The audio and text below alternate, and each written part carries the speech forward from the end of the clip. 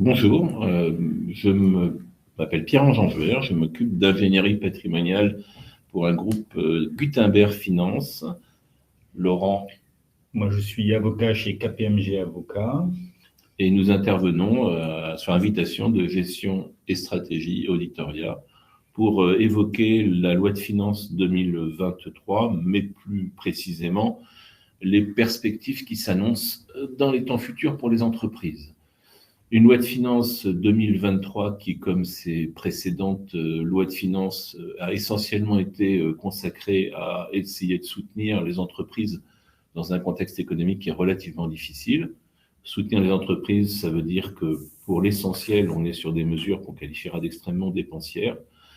Et c'est l'objet de notre propos, c'est qu'à cumuler ces lois de finances dépensières, nous arrivons progressivement dans une situation où nous allons être confrontés à la fois à des contraintes budgétaires extrêmement élevées auxquelles il faudra faire face, et parallèlement une instabilité aujourd'hui politique qui peut conduire les entreprises à craindre des modifications substantielles du procédé fiscal ou du modèle fiscal liés à des changements plutôt extrêmes qui peuvent arriver dans ces situations compliquées. Sur la loi de finances 2023, Laurent? Alors, on propose une petite présentation de la loi de finances avec l'ensemble des thèmes, sachant qu'on ira très vite sur ces sujets parce qu'il n'y a pas une grande révolution fiscale. Et dans un second temps, donc, on abordera les thèmes prospectifs et puis les recommandations liées aux modifications auxquelles on doit s'attendre en matière fiscale.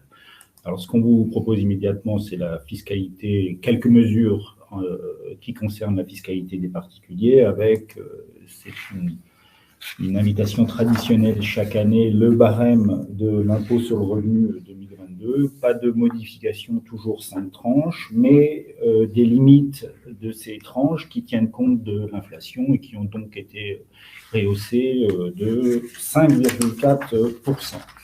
Ce qui induit mécaniquement des revalorisations de limites de certains seuils qui sont indexés sur ce barème, c'est-à-dire les éléments déclaratifs liés au régime micro et au régime de déclaration simplifiée, ainsi dans toutes les matières, c'est-à-dire en BNC, en BIC et en TVA. Donc augmentation des seuils, augmentation des limites en fonction de l'inflation. On voit que l'outil fiscal va être basé notamment sur ces tranches, sur ces barèmes, et les évolutions futures qu'on peut craindre ou qu'on peut espérer seront liées à des modifications de ces tranches qui permettent soit de collecter plus, soit d'exonérer plus. Concernant les prorogations des dispositifs, on est dans une situation classique où un certain nombre de dispositifs sont arrivés à terme. À chaque fois qu'un dispositif arrive à terme, la question est de savoir si on le proroge ou si on ne le proroge pas. Donc certaines mesures ont été prorogées, donc le taux majoré de 25% des réductions IR-PME pour les souscriptions au capital de PME ou souscriptions de parts de fonds d'investissement. Donc ce taux majoré de 25% s'appliquera au versement réalisé jusqu'au 31 décembre 2023. Donc vous voyez qu'on a déjà dans un premier temps une prorogation. La réduction d'impôt en cas d'opération de restauration immobilière Malraux est également prorogée d'1 an. Et puis, signe des temps, on a un dispositif nouveau qui va permettre aux bailleurs qui entendent engager des travaux de rénovation énergétique de bénéficier de possibilités d'imputation des déficits fonciers. Donc, c'est ce qu'on appelait les passoires thermiques.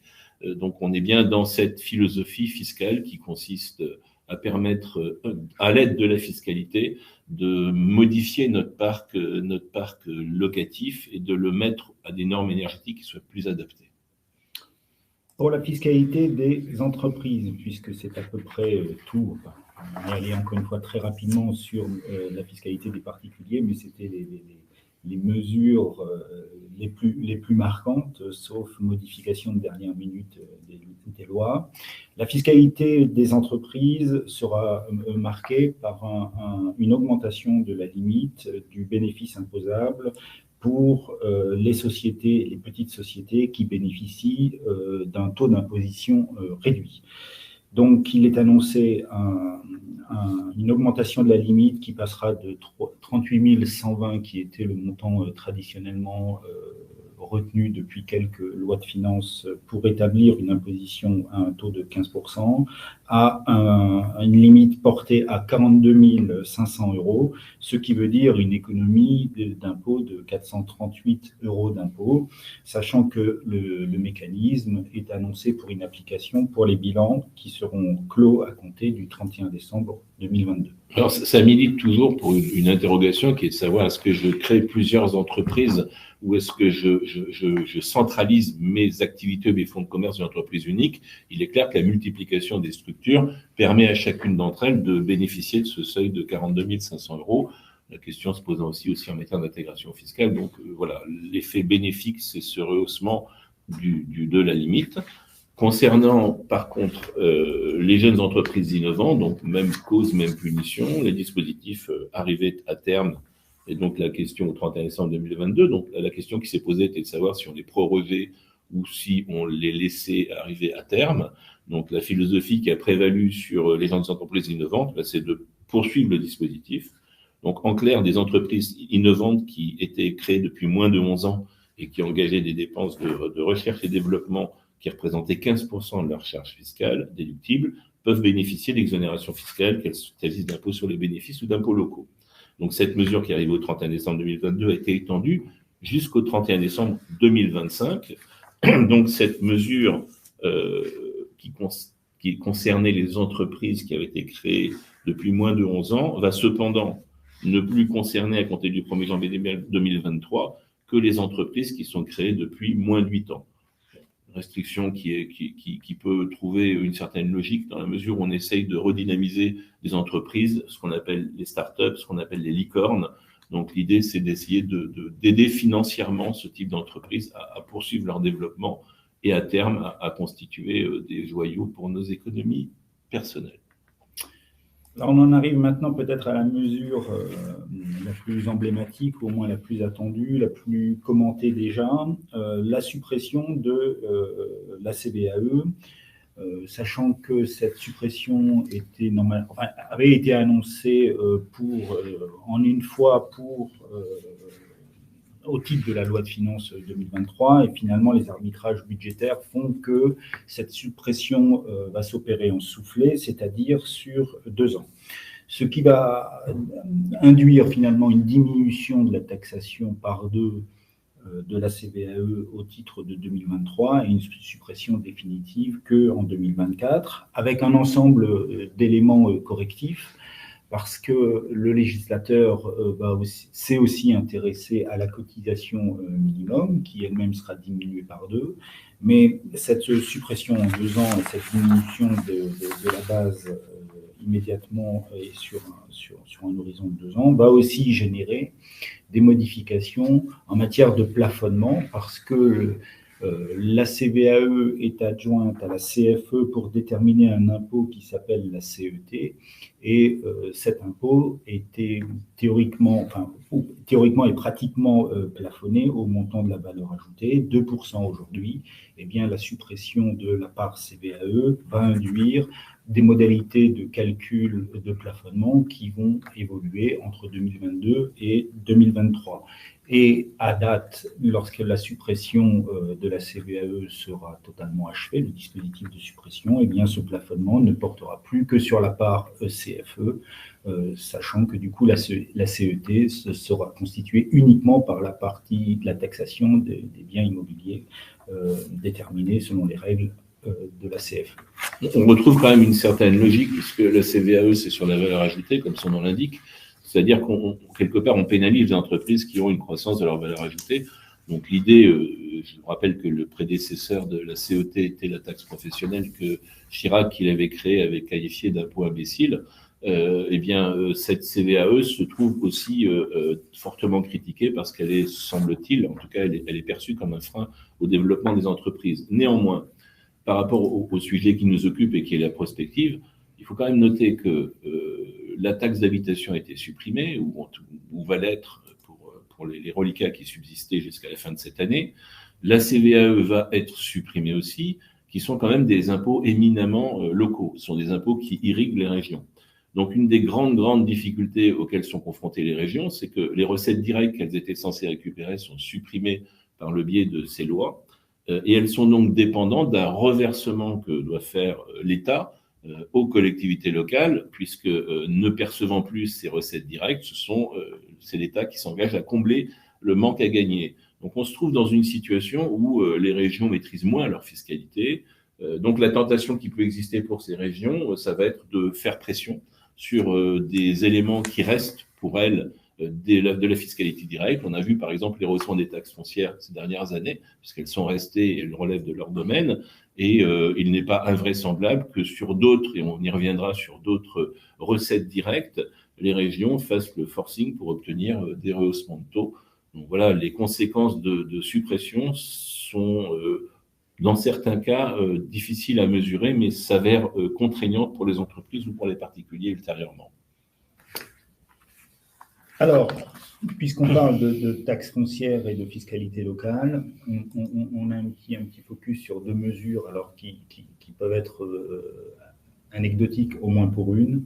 C'est le rehaussement de la valeur des piscines qui servent au calcul de la taxe d'aménagement, qui passe donc de 200 € le mètre carré à 250 le mètre carré, ce qui permet d'améliorer les budgets des collectivités locales. Par contre, et c'est plutôt la tendance, et effectivement, je reviens sur ce que disait Pierre-Ange, mais on reviendra encore une fois plus longuement sur ces sujets-là après la présentation des dispositions de la loi de finances, qui porte en fait sur effectivement le spectre et la dynamique. Et effectivement, la volonté aujourd'hui, c'est de réduire les impositions du gouvernement, c'est de réduire les impositions locales qui sont assez mal supportées, qui sont aussi des impôts anciens qui portent sur des assiettes difficilement défendables ou compréhensibles pour les redevables, et ce qui va induire effectivement des perturbations extrêmement fortes dans les budgets des collectivités locales qui en plus ne peuvent pas être en déséquilibre, donc ils doivent être intégralement financés. Donc il y a une volonté d'une part de réduire cette partie d'imposition, et donc derrière se posera la problématique de la compensation, qui est une problématique connue et politiquement portée par pas mal de maires et de sénateurs particulièrement. Et donc derrière, aujourd'hui on est dans une loi de finances finalement technique, et derrière on va avoir très certainement des ajustements politiques, alors soit immédiatement liés à la conjoncture qui est extrêmement incertaine. Et il est évident que face à l'inflation, face aux difficultés d'approvisionnement, face aux hausses des énergies, il va y avoir des lois de finances rectificatives, mais on reviendra sur ce point, et que tant d'eux, politiquement, les majorités étant assez faiblement assises au Parlement, il y a des risques de dissolution et donc de modification des majorités et par-delà des politiques fiscales qui pourraient être menées. Donc on est dans une grande période d'insécurité. Pour en revenir à la fiscalité locale, j'avais annoncé deux mesures, la première portant donc sur la taxe d'aménagement des piscines. La deuxième mesure, c'est une extension, et c'est un peu l'illustration de ce que je disais, c'est-à-dire une volonté d'exonération plus importante. C'est une exonération qui porte sur les bâtiments ruraux, qui aujourd'hui étaient réservés aux exploitations et à certains organismes agricoles. Et bien, cette exonération est étendue à l'ensemble des sociétés, quelle que soit leur forme, et qui sont sociétés qui sont constituées d'exploitants agricoles. Donc une extension de l'exonération qui va diminuer les possibilités de recettes et les budgets des collectivités où l'activité agricole est prégnante. Ce qu'on peut regretter malgré tout, c'est qu'on est dans ce monde un peu technique, énarchique, où à coup de mesures techniques, on a l'impression qu'on résout des problèmes. Là, en l'espèce, pour aider les exploitants agricoles, on va ouvrir des dispositifs ou élargir des dispositifs sans réellement s'interroger sur le fond qui est la fiscalité agricole dans sa globalité. Et donc, la sommation des mesures techniques rend les choses plus complexes sans forcément les rendre plus faciles pour les personnes qui sont soumises. Concernant les enregistrements, une mesure qui est plutôt bienvenue. Vous savez qu'un certain nombre de personnes qui sont entrepreneurs individuels entendent ne plus relever de l'impôt sur le revenu, mais relever de l'impôt sur les sociétés. Dispositif qui a été accordé, qui a été permis, donc ces entreprises qui constituent ce qu'on appelle des EIRL, hein, des entreprises individuelles à responsabilité limitée. La question s'est posée de savoir comment on traitait leurs ventes ultérieures, c'est-à-dire est-ce qu'on les traitait comme des sociétés soumises à l'IS ou comme des entreprises individuelles. Et donc, à compter du 1er janvier 2003, une mesure qui est bienvenue, c'est l'entreprise qui a donc opté pour l'impôt sur les sociétés, est assimilée à une société, à une SAS en l'espèce. Et donc, si elle vend, si cette entreprise est vendue, eh bien, les droits d'enregistrement qui s'appliquent seront de 0,1%. Vous voyez que l'idée, c'est de fluidifier ce type de marché. Les entrepreneurs peuvent démarrer, passer à l'impôt sur les sociétés, et puis si d'aventure ils entendent céder leur structure à une société, eh bien, la cession ne sera pas pénalisée par des droits d'enregistrement qui sont de 3% pour les fonds de commerce. Donc, voilà, c'est une mesure qu'on peut considérer comme simplificatrice et fluidifiante. En matière de contrôle fiscal, alors, une mesure qui, pour moi, est illustrante d'un avenir, c'est que dans le cadre aujourd'hui, dans le cadre de l'examen d'une situation fiscale d'un contribuable, ce qu'on appelle un ESFP, c'est-à-dire le contrôle des comptes privés d'une personne physique, en fait, aujourd'hui, ce contribuable avait un délai pour produire l'ensemble des comptes dont il dispose, à la fois des comptes bancaires français, éventuellement étrangers, mais aussi l'ensemble des comptes courants inscrits dans les sociétés dont il est actionnaire. À compter de 2023, donc pour les contrôles qui vont être engagés à compter du 1er janvier 2023, c'est l'administration qui va directement demander aux établissements financiers l'ensemble des relevés. Alors ça, c'était une possibilité alternative, c'est-à-dire que dans les contrôles actuels, si le contribuable contrôlé ne présentait pas ses comptes, l'administration avait la possibilité de demander directement aux banques la production des comptes sur la période vérifiée. Donc, inversion du prisme, l'administration va directement demander l'ensemble des comptes aux établissements financiers. Alors, pour moi, aujourd'hui, c'est effectivement un changement, j'allais dire, d'orientation, mais je crois que ça va marquer profondément, j'allais dire, l'avenir, alors en termes de contrôle fiscal, mais aussi de relations avec l'administration fiscale, parce que et le big data et les process de télédéclaration, et on reviendra sur la facturation électronique, donc permettra à l'administration finalement, ou permettront à l'administration un contrôle immédiat, quasiment sans l'intervention ou avec une intervention moindre du redevable de l'impôt, c'est-à-dire du contribuable. Et finalement, on va peut-être assister à une révolution assez importante des rapports entre les contribuables et l'administration, j'allais dire, dans la déclaration, mais aussi dans le contrôle.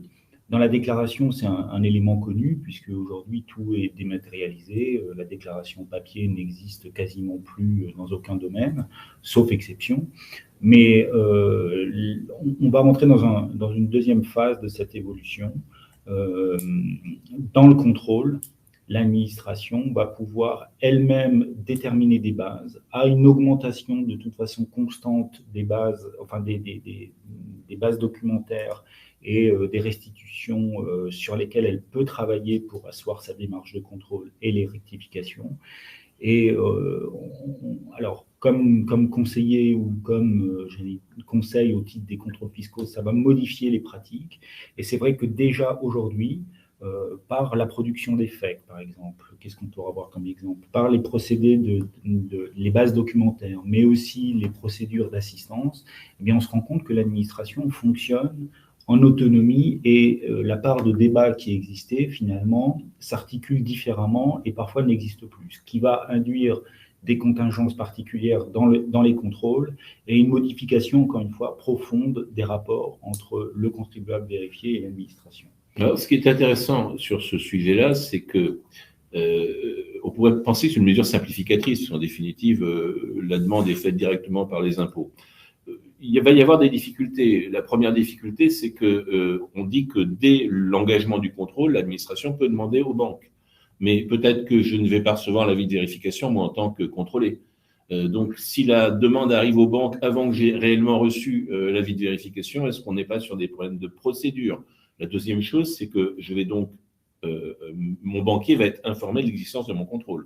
Là où aujourd'hui, j'ai la liberté de demander les pièces ou de ne pas demander les pièces, là, directement, la banque va savoir que je suis en contrôle fiscal, ce qui peut poser une petite difficulté. Et la dernière chose, c'est que l'administration va demander sur la base des fichiers qu'elle connaît, et elle va donc demander au contribuable de lui communiquer les autres comptes bancaires si d'aventure, dans la liste qu'elle a,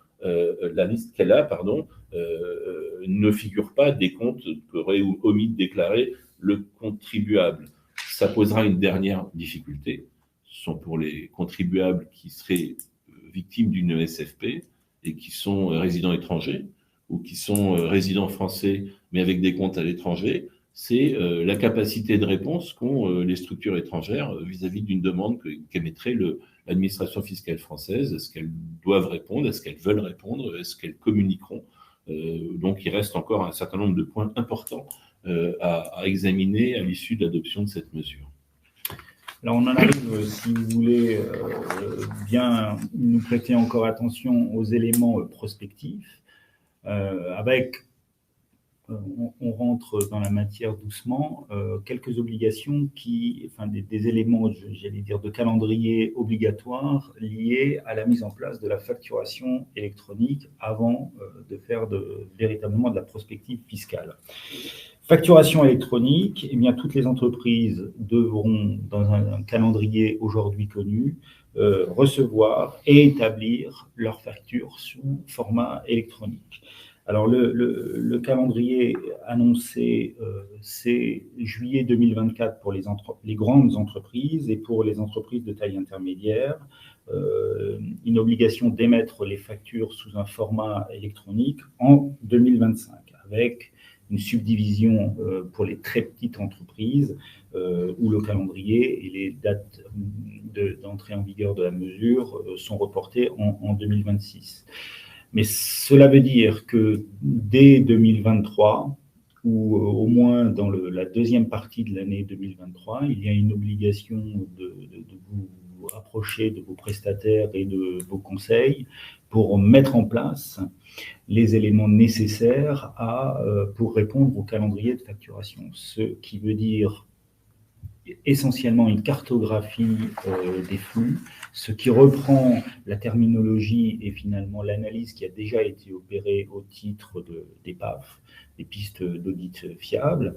Donc, pour les entreprises qui n'ont pas souscrit à cette obligation, aujourd'hui, il y a un intérêt renouvelé puisque, en fait, on a une démarche commune commune entre le process de mise en place de la facturation électronique et de la PAF. Donc, il y a quasiment une obligation, j'allais dire, de revoir ce point de cartographie et d'être prêt, démarche qui permettra d'être prêt à établir l'ensemble des factures selon le calendrier qui se rapproche quand même très rapidement puisque 2024 c'est demain et 2025 pour les structures de plus petite taille arrive aussi très rapidement et encore aujourd'hui dès 2023 il y a une obligation de se mettre en ordre de marche pour être au rendez-vous qui est impératif. Donc il y a un certain nombre de travaux fiscaux, mais aussi d'informatique à mettre en place pour pouvoir répondre pleinement aux obligations qui aujourd'hui arrivent très rapidement. Alors, si on est justement sur cette prospective, parce que c'était l'objet, à quoi s'attendre, il faut quand même rappeler que pendant très longtemps, on a vécu sur des lois de finances qui étaient stables parce qu'on avait une majorité stable et que, en définitive, l'exécutif avait 5 années ou 7 années, selon les périodes où on était, pour pouvoir pour exécuter ces projets.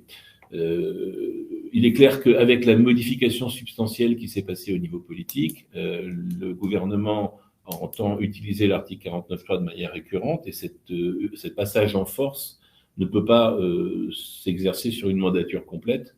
Donc, il n'est pas invraisemblable de penser que dans le temps, on aura une dissolution, en tout cas, certains médias nous y préparent, une dissolution, et qui dit dissolution dit nouvelle majorité, ou en tout cas reconduction de la majorité actuelle, voire souvent dans des situations de crise, arrivée des extrêmes, ou en tout cas influence plus grande des extrêmes sur les politiques fiscales. Donc, c'est le premier point sur lequel on peut s'attendre à une évolution. Alors quand, je ne suis pas pythoniste, mais vraisemblablement on peut dire dans le courant de l'année 2023, la question se posera. Deuxième sujet qui justifie une modification du paradigme fiscal, pour prendre un mot à la mode, c'est la contrainte budgétaire. La contrainte budgétaire qui s'est accrue. On a longtemps pensé que cette contrainte budgétaire ferait l'objet d'une espèce de titrisation mondiale où on déporterait les dettes dans une structure qui rembourserait un jour peut-être. Bon, dorénavant, on sait que les États vont devoir faire face à leurs dépenses engagées pendant la période du Covid et actuellement. Et donc, ces contraintes budgétaires, elles vont contraindre les États à collecter un peu plus d'impôts. Et qui dit collecter l'impôt, dit le faire sur des matières où les entreprises ou les particuliers ne peuvent pas s'échapper à la contrainte fiscale. Emmanuel Berg, qui était la plume de Pétain, disait « Seule la terre ne ment pas ». Seule la terre ne s'échappe pas en réalité. Donc, il n'est pas invraisemblable qu'une partie de la fiscalité future porte sur le patrimoine qui ne peut pas s'échapper, à savoir le patrimoine immobilier, qui déjà, je vous le rappelle, est fortement taxé en France. Donc, parmi les points sur lesquels on peut s'attendre, on a, à notre sens, un premier point qui est le rehaussement des droits de mutation, qui vraisemblablement va arriver pour deux raisons. La première raison, c'est que il est clair que les droits de mutation sont assis sur l'immobilier, que l'immobilier ne peut pas partir. Donc, remonter les droits de mutation, c'est permettre des recettes fiscales sans risque de délocalisation. Le deuxième point, c'est que, on l'a vu dans le préambule, c'est que les collectivités locales avaient des impositions directes et des recettes directes. Les droits de mutation sont en principe alloués aux régions, et donc il n'est pas invraisemblable que les régions, en manque de CVAE, en manque de taxes d'habitation, fassent pression auprès de l'État pour pouvoir avoir des recettes plus significatives. Et pour éviter les transferts de budget, ces recettes plus significatives directes sont celles des droits de mutation.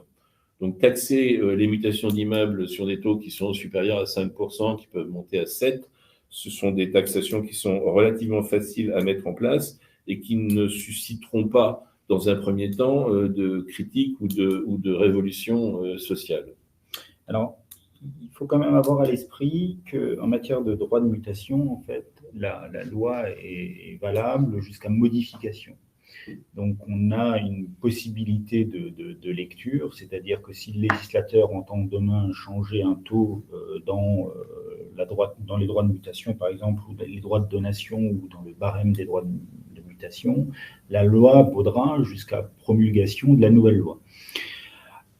Ce qui est une exception dans la loi fiscale, puisque pour tous les autres impôts, TVA, IR, IS, par exemple, eh bien, on a aujourd'hui une vision de la loi fiscale, mais on ne sait pas du tout si au 31/12/2023, il n'y aura pas une loi rétroactive qui permettra finalement de modifier les règles de taxation.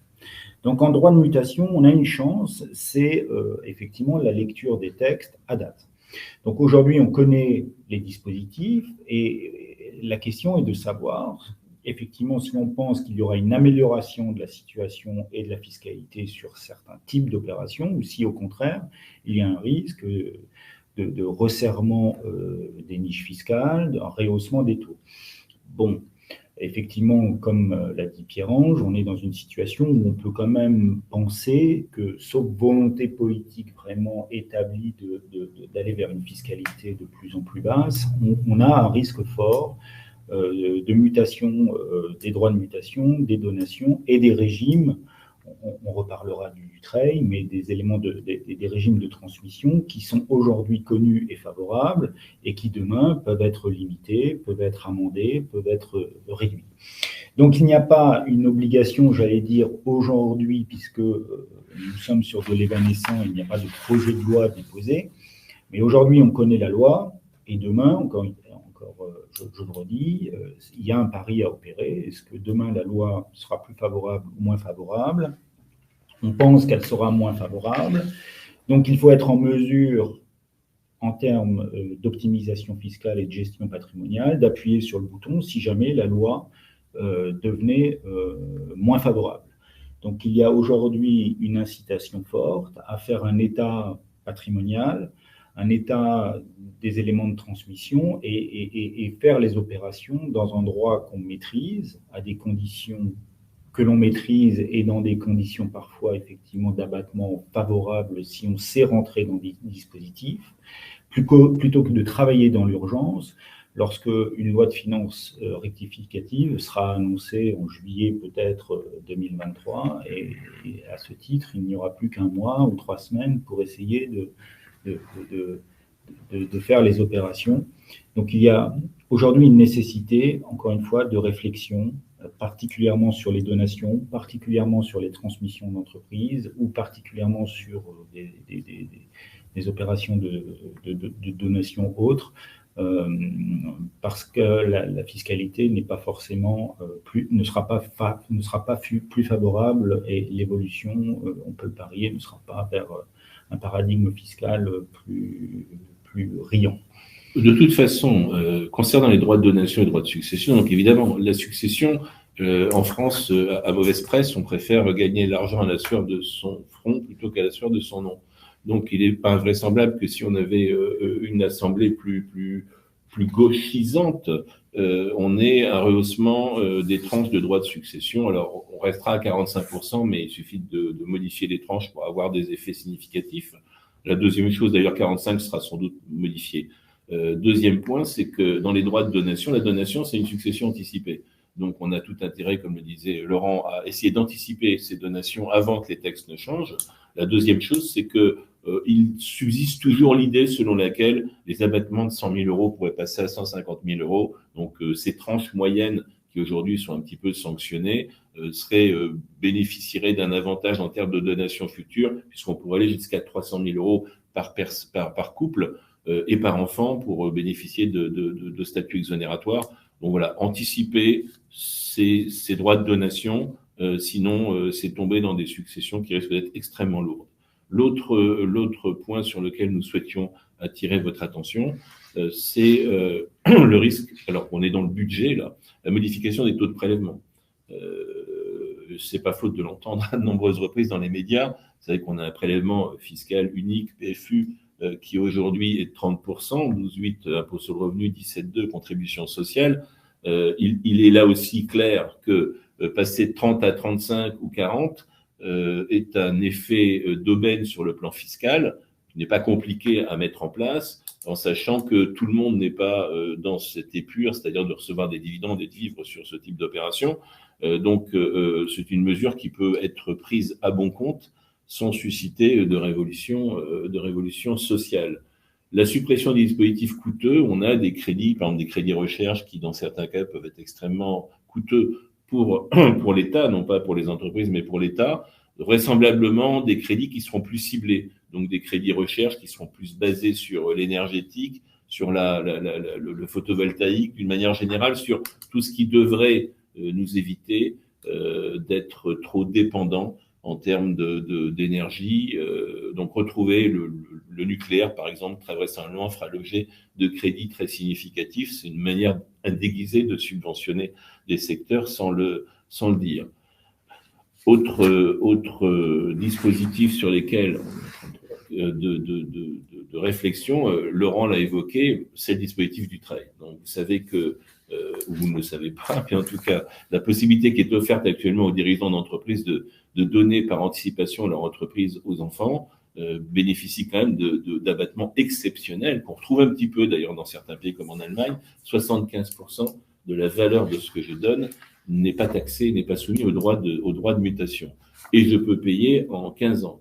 Donc, ce dispositif n'est pas plafonné. C'est-à-dire que l'entreprise qui est donnée, qu'elle vaille 1 milliard ou qu'elle vaille 100 000 euros, l'abattement est de 75%. Donc, il est clair que ce dispositif qui avait été mis en place à l'époque pour faciliter le baby-boom, le transfert des entreprises des baby-boomers, eh bien, cette facilité-là, cette génération est passée, le dispositif continue à fonctionner et il est extrêmement coûteux, vous imaginez, parce que appliquer des droits de mutation de 45% sur une entreprise qui vaut 1 milliard ou appliquer 45% sur une entreprise qu'on a ramenée à 250 millions, la recette fiscale est largement différente. Donc, on peut penser que ce dispositif du trait fera l'objet soit d'une réduction, d'un plafonnement, soit d'une suppression pure et simple. Toujours pareil, la pression pour la restauration d'un ISF, on est dans des éléments plutôt politiques.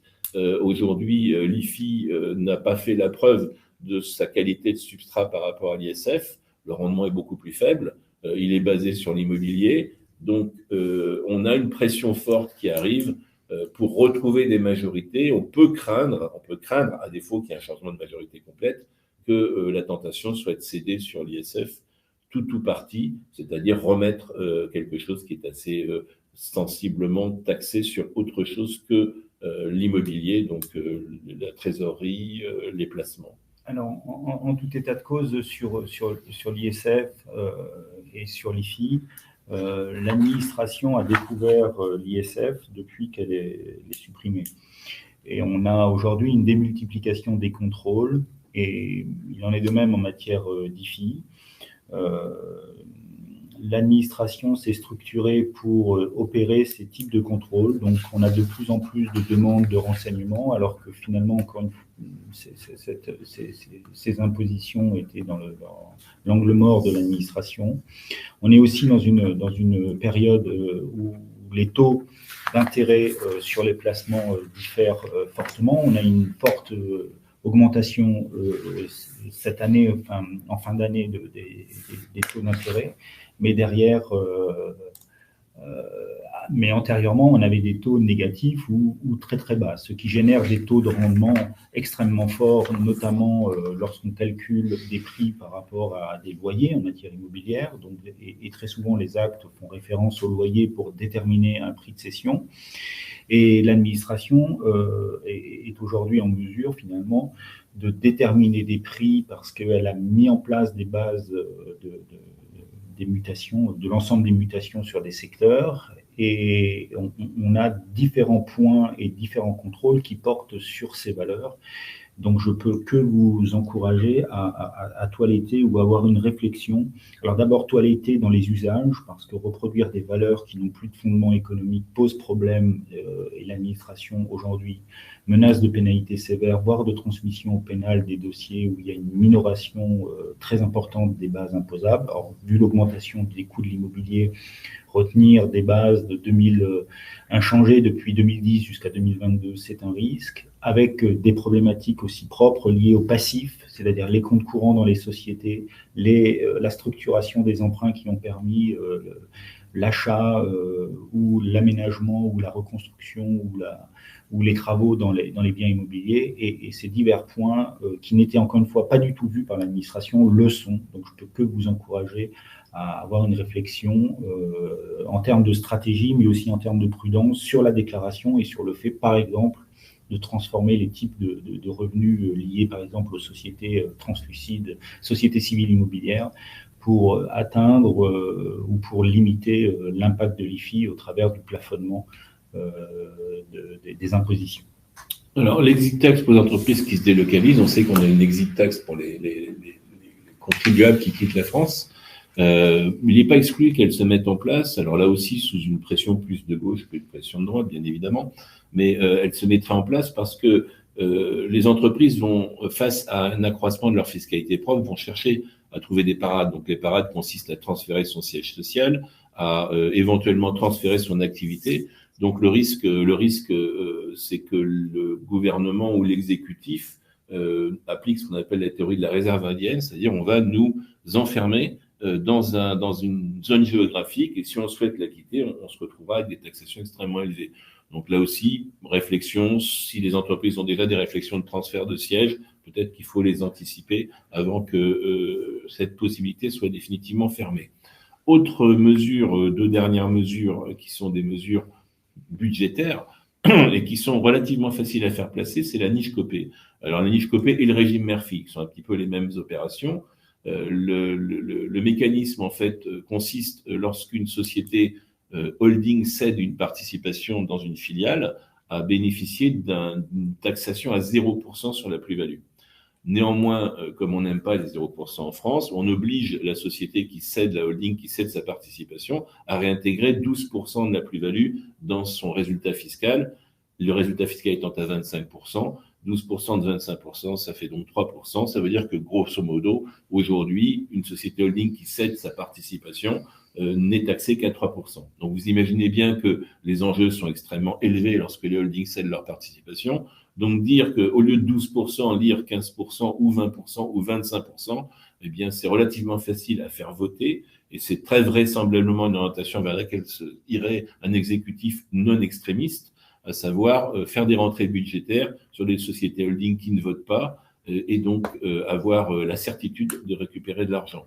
Le régime Murphy, c'est la même chose, c'est la capacité qu'a une société holding de recevoir des dividendes de ses filiales et de ne pas déclarer, de ne déclarer que 5% du dividende, de n'imposer que 5% du dividende. Donc là aussi, au lieu de 5, lire 10, lire 15, la tentation sera grande pour l'exécutif qui va avoir besoin de recettes budgétaires, de jouer sur ces pourcentages-là pour essayer de récupérer des recettes budgétaires. Alors, comment réagir face à ça? Eh bien, la niche Copé, c'est les plus-values sur les participations, une structure qui se délocaliserait, en tout cas qui délocaliserait son siège, devrait déclarer toutes les plus-values sur les participations, c'est-à-dire qu'elle purgerait une bonne fois pour toutes ses participations au taux de 3%.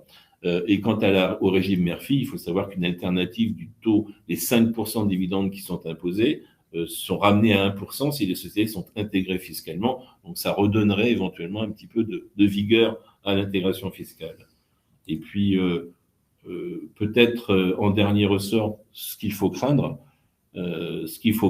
c'est les contrats d'assurance, tout simplement parce que c'est une matière extrêmement importante d'épargne pour lesquels les Français ont une grande affection avec des régimes fiscaux qui ont été très favorables et qui restent encore favorables. Donc, il n'est pas invraisemblable que les exécutifs successifs aillent chercher dans cette matière extrêmement importante des restrictions sur les exonérations ou des limitations sur les exonérations, de telle sorte que les rendements soient forts. Dernier point qui a toujours fait l'objet d'une controverse en France, c'est les résidences principales qui sont exonérées. La plus-value sur les résidences principales est exonérée. Là aussi, c'est quelque chose auquel les Français sont très attachés. Mais si un exécutif qu'on va qualifier d'extrême entendait malgré tout taxer les résidences principales au motif que son corps électoral est assez peu propriétaire, eh bien, la logique consisterait à ce moment-là à plafonner le montant de la plus-value qui serait exonérée à un volume suffisant pour que on considère que les classes moyennes et les classes plus faibles propriétaires soient totalement exonérées, mais ça permettrait à ce moment-là de faire rentrer de l'argent sur des cessions de résidences principales qui sont relativement significatives et pour lesquelles l'exonération a peut-être moins de sens. Donc voilà à peu près, nous semble-t-il, les éléments sur lesquels il faut réfléchir. Il faut essayer d'anticiper certaines situations économiques. Si on envisage de les faire, il faut les prendre. Et puis pour le futur, savoir que on va avoir une contrainte fiscale qui risque d'être plus élevée. Ceci dit, quand une société est déficitaire, par principe, elle paye assez peu d'impôts, mais il faut souhaiter que, au contraire, nos entreprises payent de plus en plus d'impôts. Ça veut dire qu'on aura passé la mauvaise période.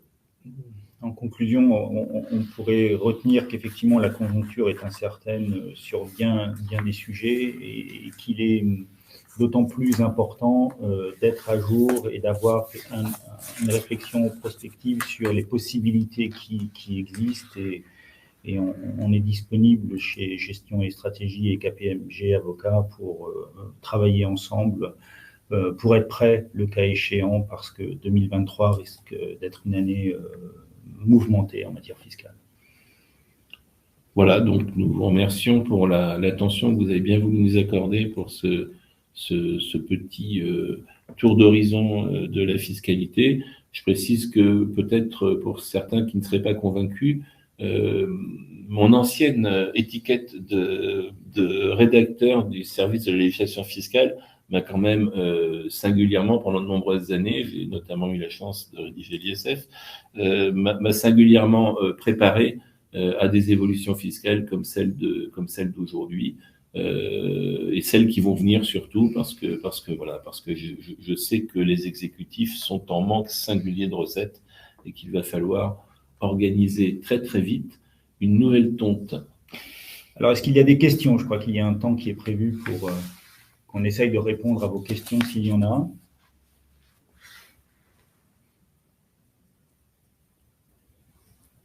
Non. Alors, de deux choses l'une, où on a été trop prospectif, ou alors on a été singulièrement éloigné de vos propres préoccupations. Enfin, en tout cas, c'est un exercice qui était intéressant à faire et on est à votre disposition chez Auditoria pour revenir vers vous sur certains points, si vous le souhaitez. Si vous n'avez pas le temps de le faire maintenant, n'hésitez absolument pas à nous contacter et on vous indiquera notre credo. Voilà. Merci. Bonne journée.